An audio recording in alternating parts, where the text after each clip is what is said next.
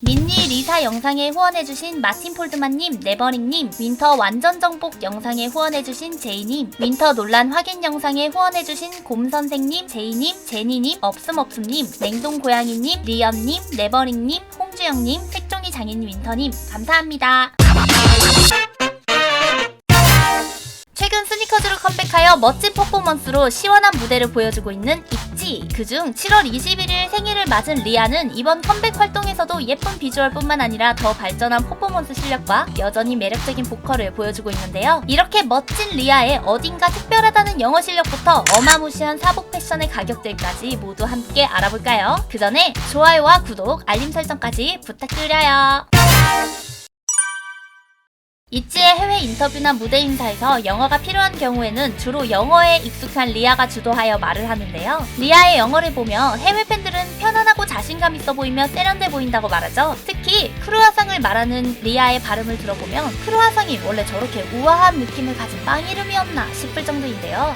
Can we have two croissant? 그러면서도 말투에서 레드벨벳의 웬디가 느껴진다고 말하기도 합니다. 그 이유는 리아가 웬디처럼 캐나다에서 유학을 해서 두 사람의 말투에는 캐나다 억양이 있기 때문이라고 하는데요. 리아가 영어를 사용할 때 전형적으로 미국과 캐나다 원어민들이 쓰는 표현이 like, you guys 등을 자주 사용하기도 하죠. 캐나다의 있지 팬들은 리아의 영어를 들으며 정확한 지역을 찾아내기도 했는데요. 리아의 억양에서 캐나다 온타리오주의 억양이 들린다고 합니다.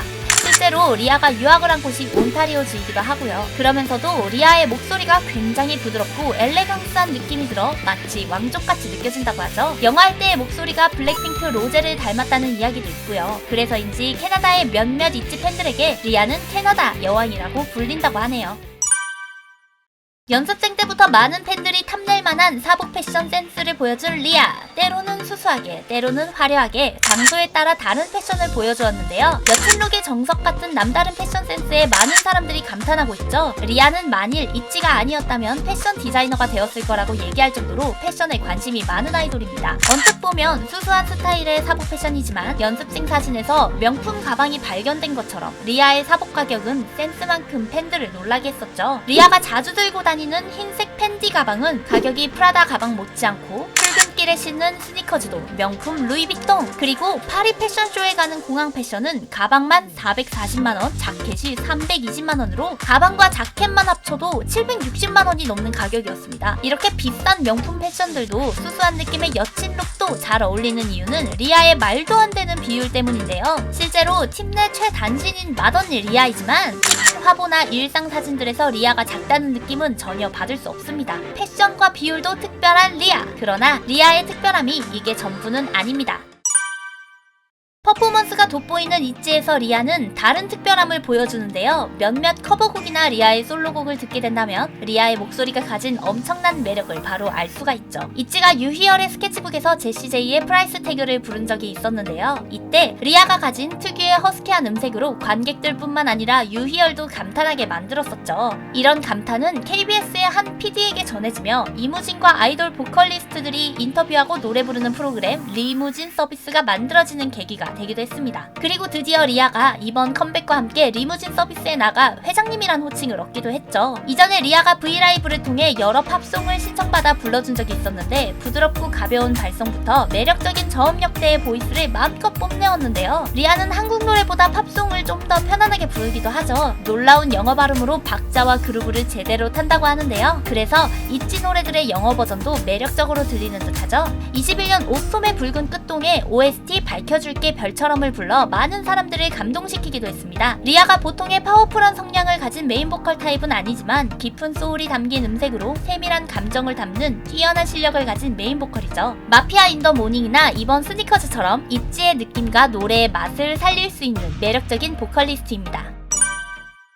리아는 음악교사이신 어머니의 영향으로 어린 시절부터 가수를 꿈꿔왔었는데요. 그래서 노래에는 자신이 있었지만 춤은 잘하지 못했었죠. 캐나다에서 유학 중이던 초등학생 때 SM 글로벌 오디션을 통해 잠시나마 SM의 연습생이 된 적은 있었지만 그마저도 당시 부모님의 반대로 금방 나와 춤을 제대로 배우지 못했었습니다. 부모님의 반대 때문에 리아는 열심히 공부를 하며 고등학생 때에는 잠시 대학을 영국으로 갈지 미국으로 갈지 고민했었는데요. 그러나 여전히 꿈을 포기하지 않은 리아가 선택한 진학 장소는 JYP. 서울에 있는 JYP 센터에 열리는 오디션을 보고 연습생이 될 수 있었다고 합니다. 하지만 JYP 센터 오디션을 볼 때에도 춤을 출 때 위기가 있었다고 하죠. 오디션 당시 춤을 추라고 러브 온 탑을 틀어주었는데 다행히 아는 노래여서 재치있게 춤 대신 립싱크하는 모습을 보여주며 합격할 수 있었다고 했는데요. 거기에 리아의 오디션 쉐어럽은 멤버들도 공개할 수 없다고 했죠. 저는 제가 봤을 때 한 6년 있어야 풀 수 있을 것 같은 그런 판도라의 춤을 잘 못 추기도 했고 한 번도 제대로 춰본 적 없던 리아는 연습생 시절뿐만 아니라 데뷔 초까지도 굉장히 힘들어했었는데요. 한 번은 월말 평가에서 리아가 춤으로 칭찬을 받자 리아뿐만 아니라 채령이와 류진이까지 펑펑 눈물을 흘린 적이 있다고 하죠. 두 사람이 리아의 춤을 도와주었는데 리아가 평가를 잘 보기까지 얼마나 노력했는지 알아서 더 눈물이 났다고 합니다. 이렇게 힘들게 퍼포먼스를 익히며 있지로 성공적인 데뷔를 했지만 리아는 당시 불행했다라는 표현을 했는데요. 팀의 퍼포먼스가 너무 멋있고 멤버들도 잘하는데 자신은 못해서 다른 멤버들과 달리 무대를 즐기지 못해 많이 힘들었다고 하죠. 그러나 리아는 있지 멤버들과 팬들 그리고 노래와 무대를 사랑하는 마음으로 버틸 수 있었다고 합니다. 시간을 믿고 버티며 계속 앞으로 걸어와서 결국 지지 않고 이겨낼 수 있었다고 한 리아.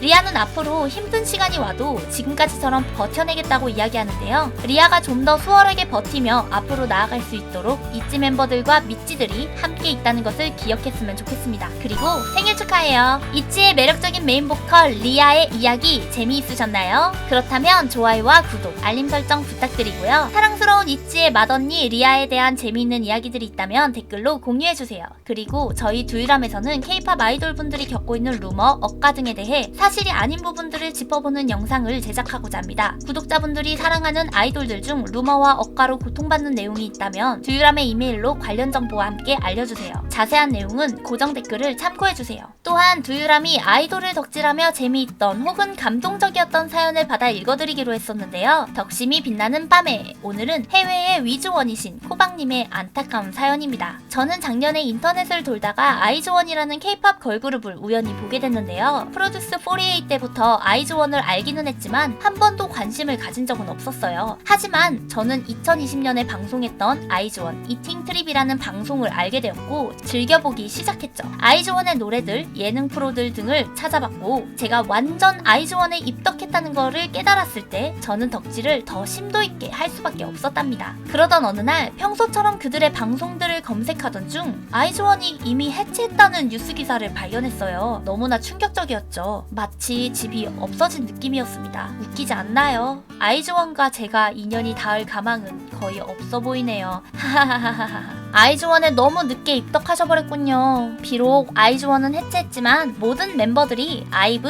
르세라핌 등 그룹으로 활동하거나 솔로로도 활발히 활동 중이니까요. 언젠가 한 번쯤 함께하기를 기도하며 각자의 활동을 응원해보시는 것은 어떨까요? 사연을 보내주신 코박님 감사합니다. 앞으로도 이렇게 여러분이 아이돌을 덕질하며 재미있었던 순간, 내 아이돌에게 감동받았던 순간 등 여러가지 사연을 하나씩 소개해드릴 예정인데요. 사연을 보내는 방법은 아래 상세 설명이나 고정 댓글을 확인해주세요. 지금까지 여러분들의 가장 가까운 K-POP 친구 두유람이었습니다. 안녕!